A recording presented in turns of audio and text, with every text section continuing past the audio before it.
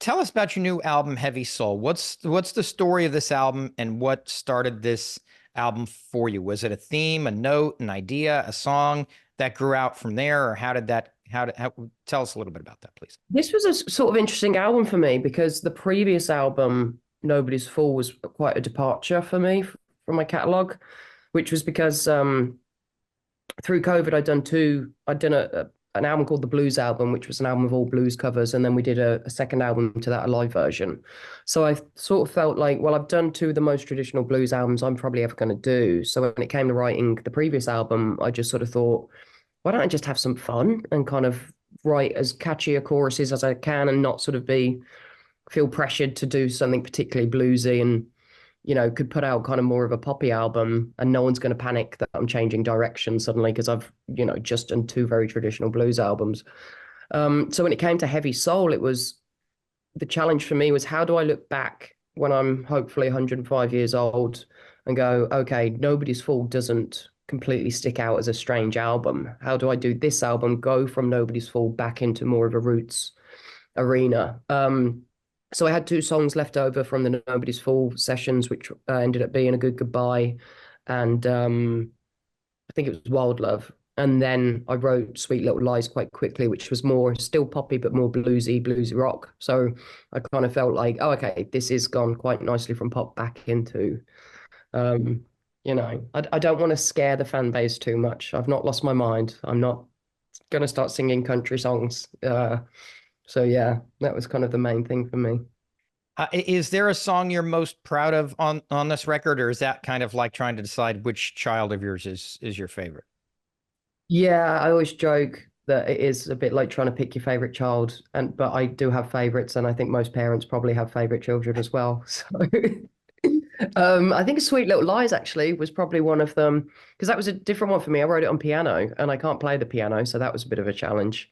But I think it was really nice to sit down and, I play guitar so much that it's often easy to slip into the same chord progressions and repeat yourself. So it was quite freeing to sit at an instrument that, I don't automatically know where to go and just follow where the melody is, where the melody wants to go. So I think that one was one I was quite proud of. Yeah, that reminds me of how John Fogerty was famously sued for plagiarizing himself. You do worry about that because there was a song on I've just recorded recently, not for Heavy Soul, that was a song I wrote very early in my career, and I still didn't feel like I got it right. So I kind of reworked it and changed it, and I was like, can anybody sue me for this? I mean, technically, I'm plagiarizing myself, so. And then I thought of that, so hopefully, I will not sue myself. There you go. Was there a song that surprised you once you finished recording it with how well it came out? In other words, sometimes, you kind of go into something and then, yeah, I mean, you know how it works. And then something just comes out, more brilliantly than you thought. Was there one that kind of fit that mold? There's a track on the album called Black Magic that we released early on as a single. And interestingly, I'd had that for ages, but it was just an acoustic instrumental that I meant to put out as like, when you flip over the vinyl, that's like the first little segue into the rest of the album. And just for fun, thought I'd have a crack at writing lyrics to it just to make sure it wasn't a different song. And wrote lyrics very quickly. And then Kevin Shirley added these amazing backing vocals that are more like a give and take between me and the backing singers that really give it life, which I'm so glad I did that. And it just didn't end up being me playing the riff on acoustic guitar. So that worked out very well, I thought. And I was going to ask you, was there any direction from, and you mentioned Kevin Shirley, who's a legendary producer. Was there any direction that Kevin gave you that you think paid off a massive dividend in the song? Was it that, or did he do it in some other songs too? I think more importantly with Kevin, it was probably his choice of covers. He picked quite a few covers for this album. I think we did three. And they're songs I either hadn't heard or had heard and would never have thought of covering. So, for example, someone like You, which is a Van Morrison song that I absolutely love, and is used heavily in the Bridget Jones soundtrack, which is also, being a British woman in her 30s, is a film genre I love. So yeah, things like that he's really, really instrumental at. Where did the album name Heavy Soul come from? What does I mean, what does Heavy Soul mean to you, I guess? That actually was a song I'd written with the idea of giving it to Eric Gales. Joe had reached out to me during COVID and was doing an album with Eric and just asked if I had any songs that I thought might be suitable for him. Which I said I didn't, but I'd have a go at writing something.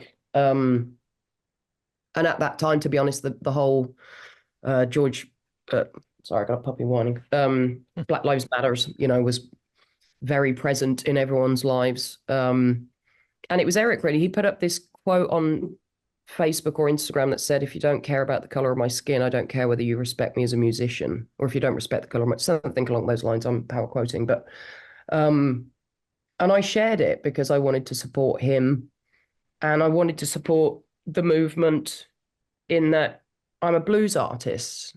The only reason I have this life that I have, and more importantly, have a means of expressing myself that has changed my life, is because of the oppression of a group of people. So I just assumed we, as blues fans, we all respected that history, and there was quite a lot of negative feedback to it. So the song idea for Heavy Soul was, and it kind of morphed from that to just a general, we don't know what battles people are facing on an everyday basis, whether that's racism or homophobia or cancer or alcoholism, or we just don't know what it's like to walk in another person's skin. But we can be open eared to listening and trying to be a bit more understanding. So it was really about that. It's about, someone living a life that's a lot harder than you realize it is. And, we should show more support, I suppose. You're often classified as a blues or say blues rock guitarist. What do you think it means to write or play the blues or soul? Or I mean, in your mind, what makes the blues, well, the blues? I mean, I think the thing I loved about it, as I said earlier, from the day one was, learning from guitar players like Stevie Ray Vaughan. I think for me, it was again, watching Stevie Ray Vaughan and Albert Collins is a really good example. You would never, as a guitar teacher, tell someone to play guitar like Albert Collins. It was such a bizarre technique and then a weird tuning with a capo, but it worked and it was fantastic. And when you turn on the radio, within 3 seconds, you could say, "That's Albert Collins." So I think what I really, really loved about it and still love about it is it's just a means of you to taking music and using it to express yourself in any way that you feel represents you. And I think I've achieved that to a certain extent in my guitar playing. I think I'm definitely not the world's best guitar player. I often get Joe in the studio to do the songs that, I think he's far more capable of playing a good solo on than me. But I like my guitar playing and it sounds like me. So I think that was, that was the main thing for me, was it's just a vehicle to, release your emotions. But I think unlike a lot of genres, it's got less discipline, if maybe discipline's the wrong word, it's got less boundaries, more, You mentioned your sound. What has been the process to finding your sound? How long do you think it took for you to find your musical signature or identity? I mean, I think that's still evolving, and I think in recent years it's evolved a lot. I mean, I always say that, when I look back, I want my first album, White Sugar, sounds like Joanne when she was 22 years old, and Heavy Souls sounds like a 39-year-old Joanne, and it's still, I think they all tie together, but, I'm not the same woman I was when I was 22. Physically or otherwise, the vocal cords are not the same vocal cords after, 20 years of touring. So I think it's been there sort of loosely from the get-go, because I think I had a strong mind of who I was as a person and who I wanted to be as an artist. And I can say, I've never put out anything I'm not proud of or I didn't feel was me. But yeah, so I think it's been there from the get-go, but it's definitely evolved over years. For the gear, I'll learn how to speak. For the gearheads who Not follow necessarily. along, are there any particular guitars which played a role in you finding that sound? 100%. Junior, my main guitar. It's a 1966 Esquire. that's very beaten up. It's got a beautiful neck. And I got it cheap actually. I was working in a guitar shop when I was 15 on the weekends, and then gigging as well. And my grandmother, bless her, come from very working class black country background, you know, which is sort of the Detroit of England, I suppose. Um, and was seeing how hard I was working and said, look, whatever you earn and save for, you know, I wanted a decent guitar, I'll match. So I think I got about £700 together, and bless her, she did match it for my Christmas present. And I got the train down to London, went to a vintage guitar shop and just found that guitar and fell in love with it. And I still to this day, I can't imagine doing a gig without that guitar. I think if I lost it, I don't know. Yeah, I don't know if I'd continue, to be honest. I'm sure I would, but I'd be very upset.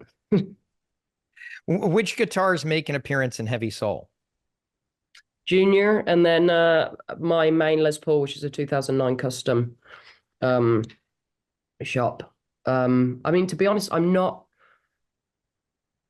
a big guitar collector. I'm very lazy like that. I just think it's one more thing I've got to carry around. I hate having to change a guitar on stage, so I don't do it unless it's necessary. Like if, you know, it's in a different tuning or it's an acoustic.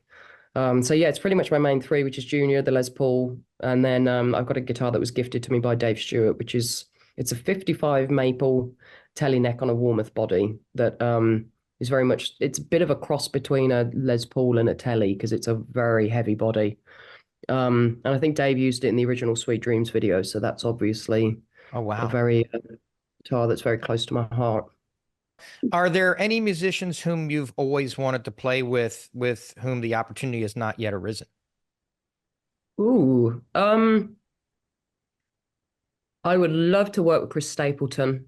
If I could sing like a man, that's what I'd want to sound like. I just think, and what a songwriter. Um, I love Pink.